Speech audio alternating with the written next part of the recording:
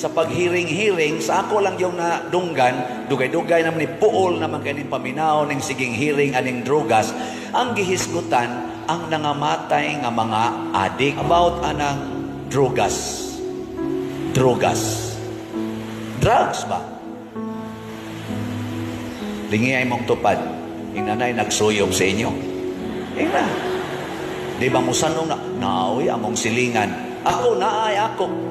Akong kaliwat, akong mga pagumangkon uban sa pag-agawan na nagsuyog, sigag mata, nangalusno ang pamilya, nangawagtang ang ilang panginabahuian, mangawat pagani.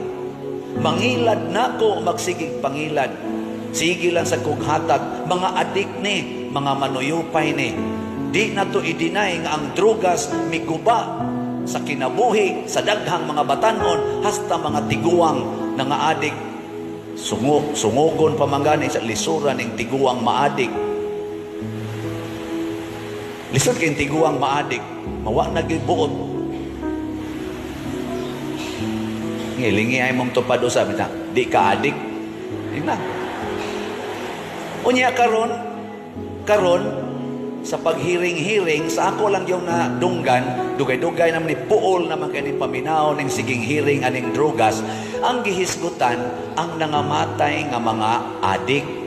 Di man sa tagusto anak nga mga matay na sila, mga adik, mga poser, mga drug lords kuno, nangamatay. Yes, tinuod na.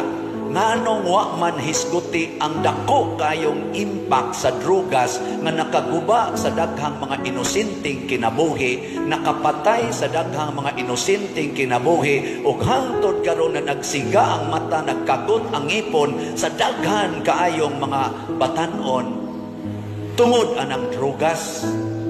Dili ba din na ngilad sad nga epekto sa drugas? Wa ba nato patya ang kaugmaon sa daghang mga batanon o mga tiguang, labi na mga Filipinos? Hisgutan nato ang duha unsa may hinungdan sa atong kahakog. Ang mga dawo kay kwarta nga mga drug lord siging baligyag drugas, why pakialam unsay mahitabo sa katawhan nga ilang mga silingan. Mga estudyante tagaan anang drugas, di nakalampos og eskwela, mga bana ni suyog, patay ang pamilya hastang mga anak. Pari ni suyog, patay ang parishioner, patay ang kolekta. Kaga ang parokya, murag adik sad.